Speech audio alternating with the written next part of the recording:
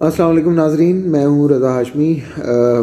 Channel کو subscribe کریں اور لائک بھی کر لیں تاکہ آپ کو بہت ساری خبریں، تجزیے اور معاملات کی آگاہی ہوتی رہے اور اندر کی خبریں بھی آپ کو ملتی رہیں۔ ناظرین، آپ نے کل دیکھا پاکستان جو کہ ایک بڑے، جس کو بتایا جا رہا تھا کہ ایک ایسا کنجکچر ہے کہ جہاں سے پاکستان کا گزرنا بہت ہی ضروری ہے، اور وہ اس کو منی بجٹ کہا جا رہا تھا۔ اپوزیشن یہ کہہ رہی تھی کہ جناب یہ تو آئی ایم ایف مارکا منی بجٹ ہے اور آئی ایم ایف کی غلامی میں ہم باقاعدہ طور پہ جا رہے ہیں۔ حکومت کہہ رہی تھی کہ نہیں جی، ایک ایسے اقدامات معاشی جو معیشت کے اور معاشی جو ہمارا سرکل ہے اس کے اندر لیے جا رہے ہیں، جس سے ملک ایک ہی بار وہ والی فلائٹ پکڑے گا جس کا خان صاحب پچھلے جب سے حکومت میں آئے ہیں اور اس سے پہلے جب سے سیاست میں ہیں وعدہ کرتے رہے ہیں۔ بہرحال جی، وہ منی بجٹ پاس ہو گیا۔ اس سے پہلے اپوزیشن نے اسمبلی میں کھڑے ہو کر، شہباز شریف صاحب نے، بلاول نے، ان سب نے کہا کہ جناب ہم تو اس کو پاس نہیں ہونے دیں گے، اور حکومت نے کہا کہ پاس کر کے دکھائیں گے۔ بہرحال حکومت پاس وہ کروا لیا، اس نے وہ کر گئی۔ یہ جو منی بجٹ پاس ہوا ہے، اس کے اوپر پھر اس وقت میڈیا کے اندر ایک عجیب و غریب ڈیبیٹ دوبارہ سے شروع ہو گئی ہے۔ میں شاہ زیب خانزادہ صاحب کو کچھ دن پہلے دیکھ رہا تھا، وہ مسلم لیگ نون کو یہ باور کروانے کی کوشش کر رہے تھے اور پیپلز پارٹی کو یہ باور کروانے کی کوشش کر رہے تھے کہ یہ جو منی بجٹ کا بل ہے یہ تو اصل میں ریاست کے لیے ضروری ہے، اور آپ کو نہیں لگتا کہ یہ اس میں رخنہ انداز آپ ہو کر بہت بڑی غلطی کر رہے ہیں، ریاست کے معاملے کے اندر آ رہے ہیں، اس قسم کی وہ باتیں کر رہے تھے۔ پھر میں نے کل یہ بھی دیکھا کہ جب یہ بل پاس ہو گیا تو وہ پھر دوبارہ جو اپوزیشن کے اکابرین ہیں ان کو پکڑ کر بیٹھے ہوئے تھے اور ان سے یہ کہہ رہے تھے کہ جناب آپ کیوں نہیں اس کو رکوا سکے بل کو، اور یہ بل کیسے پاس ہو گیا، اور یہ تو آپ لوگوں کی ناکامی ہے۔ بات یہ ہے کہ اپوزیشن کی ناکامی ایک عدد حکومتی بل کیسے ہو سکتا ہے کہ وہ پاس ہو گیا، کیونکہ عددی طور پر تو اکثریت حکومت کی ہے، لا محالہ وہ حکومت ہی یہ بل پاس کروائے گی، اور حکومت ہی، زیادہ چانسز یہ ہیں کہ حکومت ہی اس بل کو ڈرائیو کرے گی، اس کا اسٹیئرنگ حکومت کے ہاتھ میں ہوگا اس پورے پروسیجر کا۔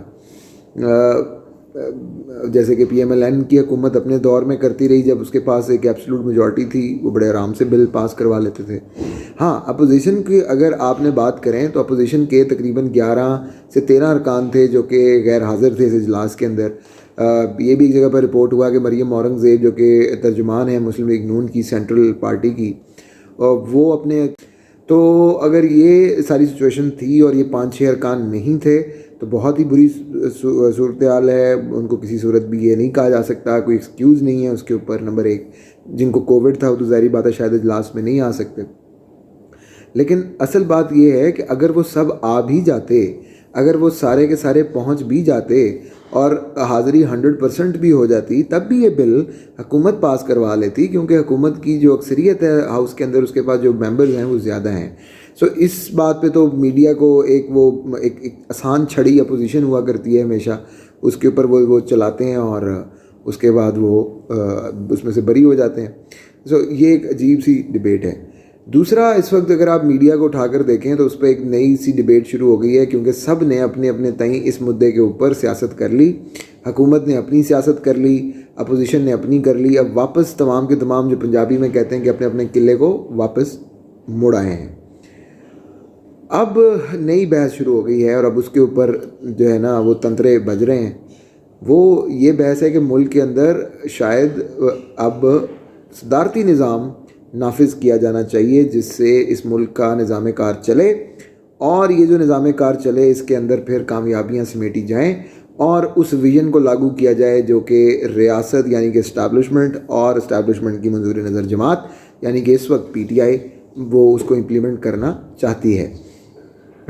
وہ یہ اس کے حق میں جو آرگومنٹ آ رہے ہیں وہ یہ کہتے ہیں، حسن نثار صاحب ہیں، وہ کہتے ہیں کہ جی جو جمہوریت کی بات کرے اس کو گولی سے اڑا دو، اس کے گلے کاٹ دو، اس کو لٹکا دو۔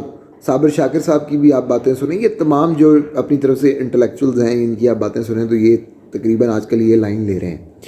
اس پورے آرگیومنٹ کو بھی ایک انالائز کرنا بہت ضروری ہے، اس کو بھی ایک کریٹیکل تھاٹ اس کے لیے ضروری ہے کہ آپ اس موجودہ سیٹ اپ کو ہی دیکھ لیں۔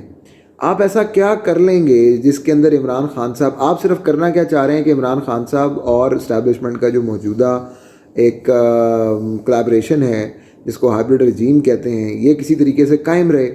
اور یہ صرف عمران خان صاحب کے لیے نہیں، عمران خان صاحب ہو سکتا ہے اگلی اس ٹینیور میں ڈراپ ہو جائیں، کوئی اور منظور نظر جو ہے وہ اس کی جگہ پر آ کر بیٹھ جائے، لیکن جو اسٹیبلشمنٹ رن، اسٹیبلشمنٹ اونڈ سسٹم ہے وہ چلتا رہے.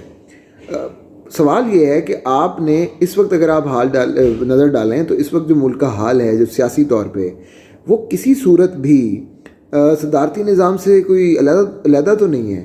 آپ نے جو آپ کی پارلیمنٹ تھی، آپ نے اس کو باقاعدہ طور پر عملی طور پر معطل کیے رکھا ہے. نظام چلانے کی کوشش کر رہے ہیں لیکن وہ نظام تو نہیں چل رہا. اگر وہ نظام چل رہا ہوتا تو آپ کی معیشت کی یہ حالت تو نہ ہوتی، آپ کی سفارتکاری کی یہ حالت نہ ہوتی، آپ کو جو پاسپورٹ کی رینکنگ ہے وہ جو صومالیہ سے بھی آپ نیچے پہنچ گئے ہیں یہ بھی نہ ہوتا، ڈالر کی اڑان بھی یہ نہ ہوتی، مہنگائی کی صورتحال بھی یہ نہ ہوتی، اینڈ سو آن.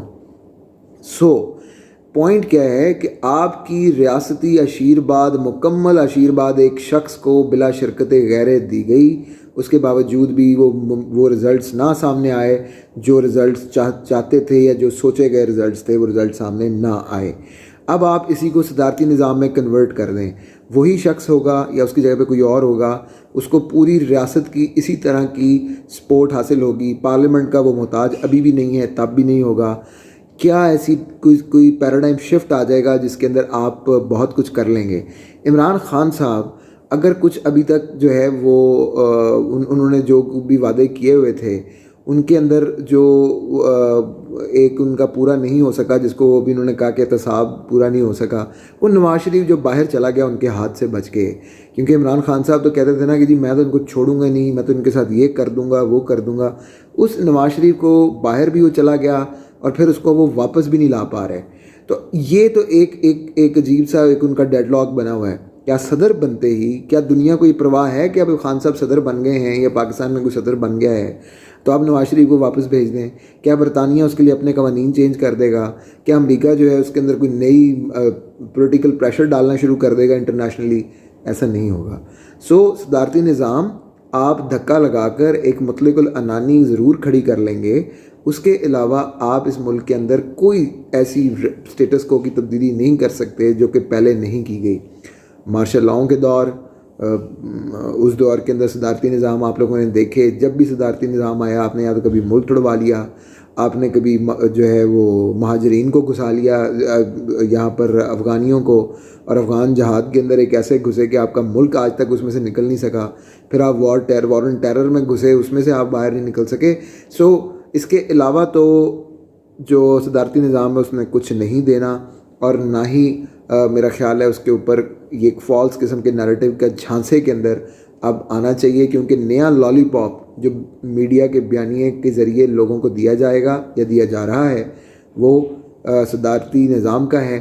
میں آپ کو صرف یہ بتانا چاہتا ہوں کہ صدارتی نظام کا جو یہ لالی پاپ ہے یہ بھی اسی طریقے سے فراڈ اور فلاپ نکلے گا جیسے پہلے تبدیلی کے نعرے تھے، یا اس قسم کا کوئی بھی اور ہائبرڈ انتظام